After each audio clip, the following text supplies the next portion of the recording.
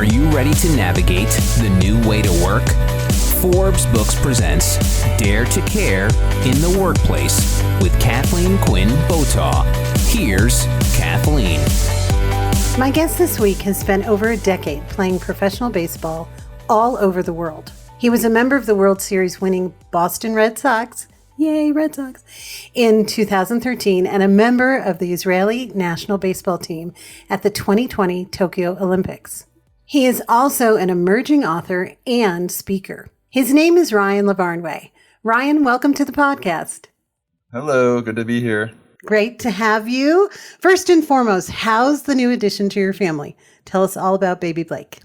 She is good. She eats, sleeps, and poops at this point and cries. So we're getting there. We're getting used to understanding what the different cries mean and how to help her be happy, and she's healthy. So that's all that we care about. That's awesome. Well, congratulations to you and Jamie, and little baby Blake's going to have a great life with you two as her parents. That's certainly the goal. I hope we can raise her like you've raised John. Well, that's sweet. Well, Johnny, that's why we're together. So let's start there. So my son, John Votaw, had the wonderful privilege to work with Ryan as his coach. So I wanted to start there with you, Ryan. How has coaching young men and probably some young women helped you over your career so far? It's definitely something that, one, reinvigorates my love for the game, because you see how much fun these kids have playing it, and that's when it's pure, right? You're not playing for a job or a contract. You're playing just because you love it, and hopefully not because your parents make you go there. Makes me love the game, and also it reinforces all the little things that I've taken for granted at this point. Being a pro for 15 years, I've been playing baseball for 30. The little things that I've forgotten about 20 years ago that if I do them right will make me a better player even today are the things that I'm coaching these kids. And I think it does make me a better player to get back to basics. Are you still coaching currently? I generally don't during the baseball season because my schedule is pretty rigorous, but in the off season, yes. That's wonderful. So if anybody needs a wonderful coach out there for your emerging athlete, go for Ryan.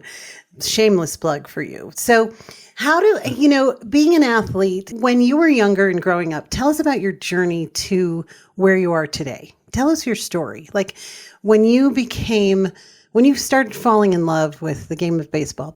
Well, so I started playing when I was 5. That's the youngest that you could start t-ball. But I had been, even in diapers, going to my dad's pickup games on Sundays. He always played, so I was always around it. And when I was 5 years old and started t-ball, I didn't understand the rules properly, but I always had natural ability.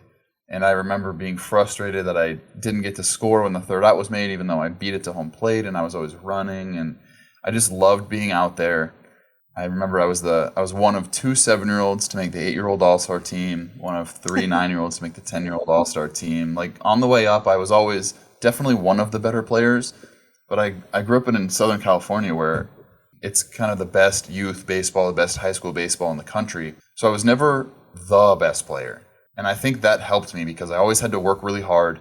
I was a late bloomer as far as I grew into my senior year and freshman year of college. I was still growing. So I was never the biggest. I was never the strongest or the fastest.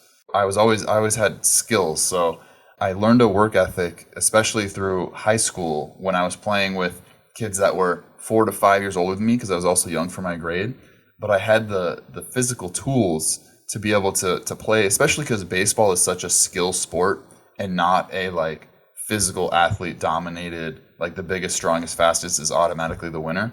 So baseball, I think, was perfect for my skill set, my body, my size, my speed. And I just really enjoyed working hard. I really enjoyed the grind. And I saw the benefits. The more that I put into it, the more that I got out of it. And that is such a good parallel to the business world.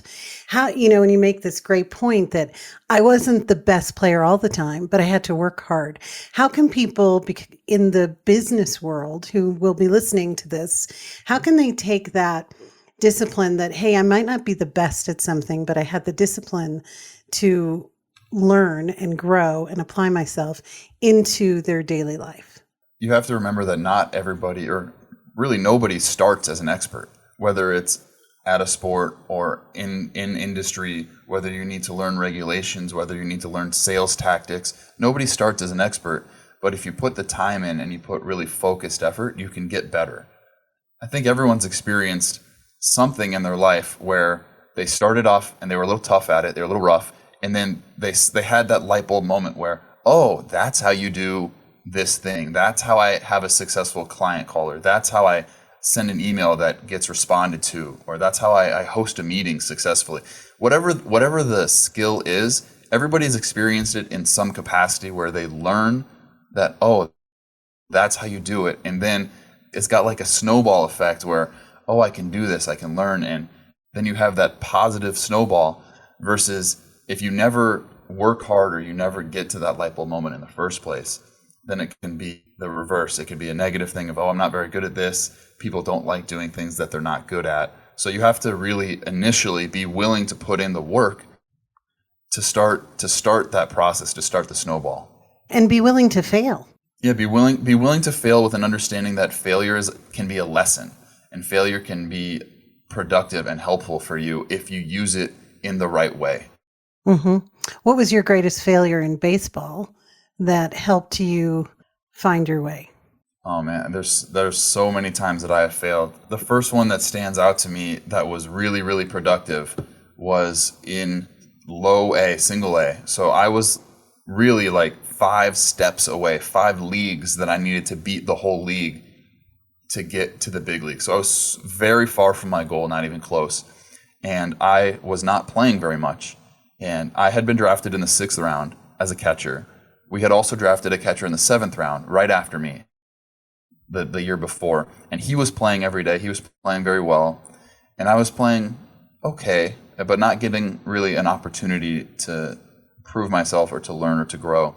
And I went up to my coach one day, and I tried to do it in the most professional and appropriate way possible. But I was like, Coach, I don't want to be here just to keep the other guy healthy so that he can accomplish all his dreams, whereas I'm kind of just here taking up space. And I remember I got pretty emotional. I ended up crying during this meeting with my coach. And he told me what I needed to hear and not what I wanted to hear. What I wanted to hear was, your time's coming. You're doing fine. Just keep it up. But what he told me was, you're not good enough at catching. You're not good enough at this skill where if I put you in the game, you're going to fail and you're going to be exposed and it's going to affect our whole team negatively. So I needed to hear it because I didn't know I had that glaring weakness. But then he took it one step further to where I'm going to help you with this if you're willing to put in the work. So that coach and I ended up going out every single day before the rest of the team was there and working on this skill. And I actually saw this coach a couple of weeks ago. He's coaching the AAA Syracuse Mets now. And we talked about it, and he was like, you were always tough enough to have that hard conversation, but if you weren't, you wouldn't have ever made it to the major leagues. You never would have accomplished the 10 years in the majors that you have now. So it was a failure. It was a you're not good enough at defense and you're going to affect the team negatively. But that failure led to all of my success. And that's a great story. And, I've had some, as a mom of a hockey player and a baseball player myself, I've had some interesting relationships with coaches, right?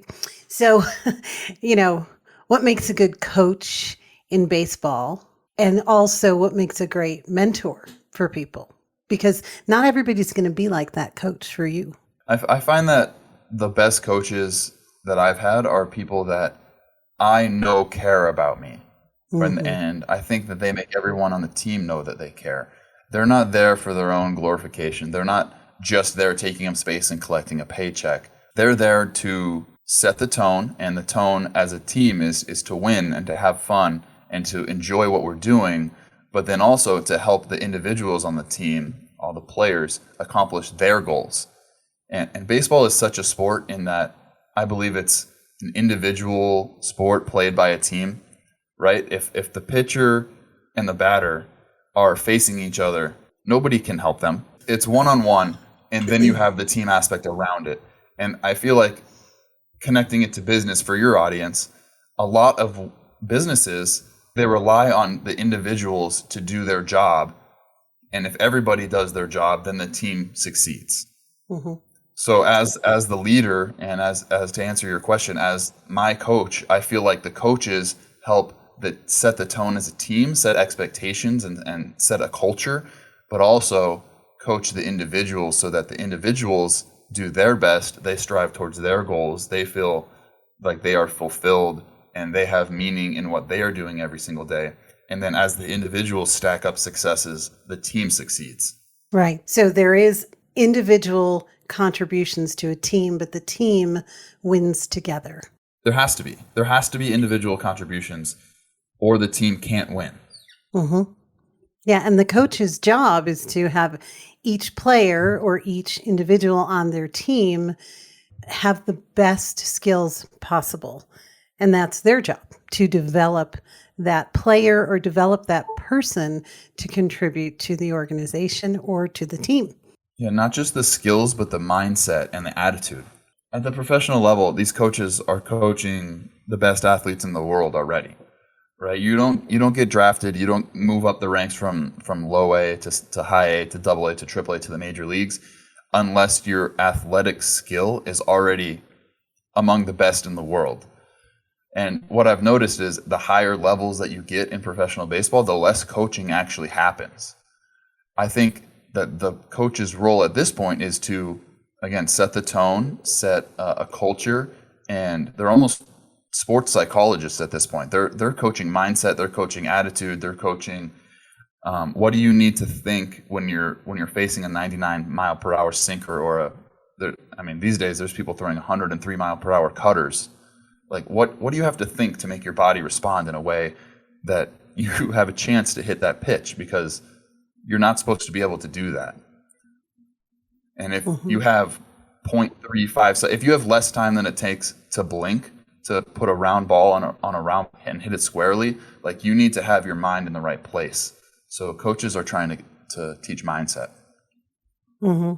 And that would be very helpful for business leaders out there too, to understand the mindset. So who's your most amazing mentor along the way in professional sports?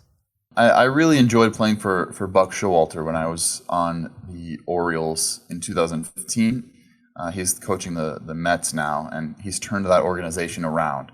And I'm not surprised, because he's the type of person that makes every person feel valued. I played in 2015. I made the opening day roster for the Baltimore Orioles. I was not supposed to make that team. Their starting all-star Gold Glove catcher hurt himself in spring training, and I was the replacement player for him. So I was there for 60 days because he was on the 60-day injured list, and I ended up playing like 12 games. Not a lot, right? Every single day, Buck Showalter would come up to me and say, "Hey, if this guy gets on base, do you think I should bunt?" And he didn't care if I thought he should bunt, right? He's asking me because he wanted me locked in on the game, and he wanted me thinking along the lines. And if I said yes, he'd be like, "Why? What about if I bunt and then they walk the next hitter, and then we have a double play candidate coming up in the hole," or something like that? Or he'd walk over to me and say, how many baseball teams in the league wear pinstripes, including alternate jerseys? Right? Like that's a little nonsensical, right? But he had me think. He cared enough to come over to me and speak to me. He was checking in on me, checking my attitude, if I was thinking about baseball, and my mind was on the game. And I was arguably the 25th man on a 25-man roster. So I was the least important person on the team. And he made me feel seen. He made me feel appreciated. And I would have run through a wall for him. That is just so cool. And, they call baseball the thinking man's game. So, what do you think about that phrase? I hear that all the time. You are actually on the field. Buck actually was engaging you. What does that really mean for us people who are not in the sport every day, the thinking man's game? I think baseball, maybe they call the thinking man's game because there's time built in for reflection. There's time built in to game plan for the next pitch. There's pitch calling, there's strategy, there's defensive alignment. But at this point, they have that in a lot of sports. Football has scouting reports. all of the money ball, all the statistical analysis that's happened in baseball is starting to spread into other sports as well. I want to get more into Moneyball and the impact that it's had on baseball, but we have to stop here. Coming up in the second part of my discussion with professional baseball player and public speaker, Ryan Lavarnway, Ryan shares why faith is a big part of his life. I think it's important to believe in and work towards something that's bigger than yourself. I mean, if it's all about you, then it's pretty shallow and pretty meaningless. But if you have a bigger purpose or a bigger goal in mind, and having something spiritual, I think definitely helps with that. This has been Dare to Care in the Workplace. To connect with Kathleen, go to KathleenQuinnBotaw.com. Kathleen's book, Dare to Care, is available wherever books are sold. Dare to Care in the Workplace is a production of Forbes Books.